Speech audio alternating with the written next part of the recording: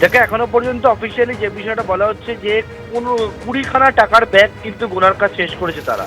অর্থাৎ 20টা টাকার টাকার ব্যাগ সেটা গোনার কাজ শেষ হয়েছে। এরকম আরো প্রচুর ব্যাগ টাকা সেটা কিন্তু রয়েছে বলে জানা যাচ্ছে। এবং তার অ্যামাউন্ট যেটা অনেকক্ষণ আগেই আমরা জেনেছিলাম প্রায় সূত্রের খবর 20 কোটি টাকার ওপর, এবং সেটা হচ্ছে 15টা যে 20টা ব্যাগ গোনার কাজ শেষ হয়েছে টাকা গোনার কাজ, তাতেই পাওয়া গেছে হচ্ছে 15,75,00,000 টাকা। এবার এছাড়া হচ্ছে আরো টাকা গোনার কাজ সেটা কিন্তু চলছে, এবং যেটা সূত্রের খবর 20 কোটি টাকার ওপরে ইতিমধ্যেই কিন্তু গোনার কাজ হয়েছে। এছাড়া 15 কেজি সোনা উদ্ধার হয়েছে, যার মধ্যে হচ্ছে 1 কেজি করে সোনার বার রয়েছে 14টা, এছাড়া 100 গ্রাম করে 10টি সোনার বিস্কিট রয়েছে। অর্থাৎ তাই সোনার হিসাব করলে সোনার বাজার মূল্য যা সেটা হচ্ছে 15 কেজি সোনা প্রায় 22 কোটি টাকা দাম। এবং অর্থাৎ 22 কোটি টাকার হচ্ছে সোনা, 20 কোটি টাকার ওপর নগদ এখনো পর্যন্ত উদ্ধার হয়েছে। 20টা টাকা ভর্তি যে ব্যাগ ছিল, বড় বড় যে ব্যাগ, সেই টাকার ব্যাগ সেটা কিন্তু গোনার কাজ হয়েছে। আরও এরকম প্রচুর টাকার ব্যাগ রয়েছে, সেই টাকাগুলো কিন্তু গোনার কাজ সেটা কিন্তু চলছে এবং চলবে। এবং পরবর্তীকালে যে বিষয়টা বলা হচ্ছে যে আরও লোক সংখ্যা বাড়িয়ে সেই টাকা গোনার কাজ সেটা কিন্তু করা হবে। এবং এইটা হচ্ছে টুলু মণ্ডলের আত্মীয় মিনার মণ্ডলের যে বাড়ি, সেই বাড়ি থেকে এই টাকার পাহাড় সোনা সেই সবটা উদ্ধার হচ্ছে। প্রায় 12-13 ঘন্টা হতে চললো এই রেড, এবং সেই রেডে এখনো পর্যন্ত কন্টিনিউ হচ্ছে। আদৌ কতক্ষণ এই রেড চলবে বা কবে অবধি রেড চলবে সেটা কিন্তু আর নিশ্চিত করে বলা যাচ্ছে না। যেমনটা মনে করা হচ্ছে মূলত এই যে পাথর ব্যবসায়ী টুলু মণ্ডল, তার আর সে যে ব্যবসা করতো তার সেখান থেকে রাজস্ব ফাঁকি দিত সরকারকে, এবং সেখান থেকেও যে ব্ল্যাক মানি, এই যে ব্ল্যাক মানি কালেকশন হতো, এবং সেই টাকাই হচ্ছে টুলু মণ্ডলের টাকাই হচ্ছে এই বাড়িতে রাখা ছিল।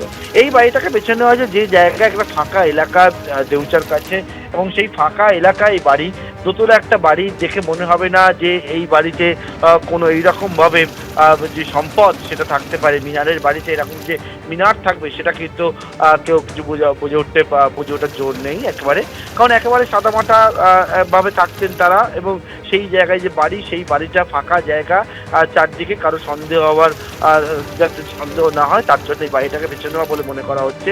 এবং সেই বাড়িতে এইরকমভাবে কিন্তু পাহাড় উদ্ধার হচ্ছে, টাকার সোনা উদ্ধার হচ্ছে। এবং প্রায় 12.5 ঘন্টা হয়ে গেছে এই রেডের। দুবরা যে জায়গায় রেড চলছে মোহাম্মদবাজার থানা পুলিশের, সেই রেড কিন্তু এখনো কন্টিনিউ হচ্ছে, এবং টাকা গোনার কাজ সেটা চলছে। 20 ব্যাগ টাকা ইতিমধ্যেই গোনার কাজ শেষ হয়েছে, আরো এরকম ব্যাগ টাকা সেটা রয়েছে, এবং সেটাও কিন্তু গোনার কাজ চলছে। পার্থ, তুমি আমাদের সঙ্গে থাকো।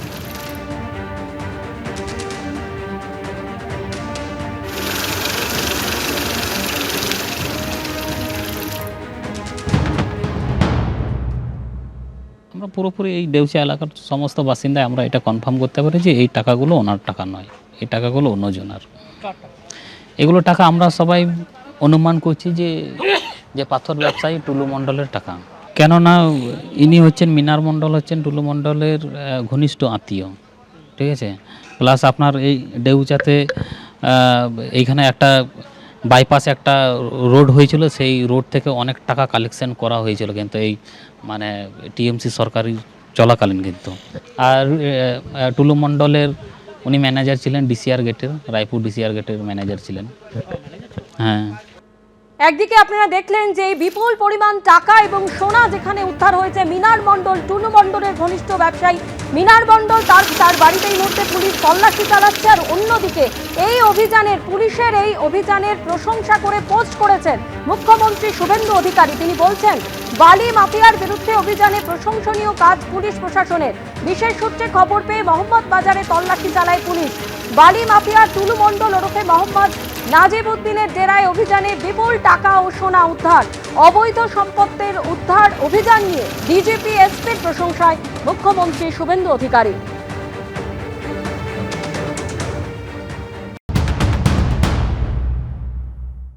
তৃণমূলের আমলে পশ্চিমবঙ্গের প্রাকৃতিক সম্পদ, জল, জমি, জঙ্গল, ক্ষেতের ধান, ঘরের লক্ষ্মীর মান সবকিছুই কোনো না কোনো লোকের হাতে দায়িত্ব দেওয়া ছিল, সেখান থেকে সেগুলোর থেকে টাকা রোজগার করা, সেগুলোকে চুরি করার।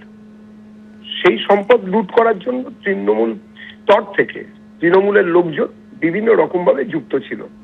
সমস্ত দুর্নীতির রাস্তা গিয়ে শেষ হয়েছে কালীঘাটের টালির চালার উঠোনে গিয়ে। সুতরাং এই জিনিসও তার ব্যতিক্রম হবে না। তদন্ত এগোক। রাজ্য সরকারের কাছে দলের পক্ষ থেকে এবং পশ্চিমবঙ্গের জাগ্রত জনতার পক্ষ থেকে একটাই দাবি থাকবে, যেন সব থেকে কঠিনতম সাজা এরা পায়, কেন্দ্রীয় সংস্থাদের সঙ্গে যেন সব রকমের সহযোগিতা করা হয় এবং কোনোভাবে বিষয়টিকে যেন লঘুভাবে না দেখা হয়, আমরা সেই দাবি রাখি। এবিপি আনন্দ, এগিয়ে থাকে, এগিয়ে রাখে।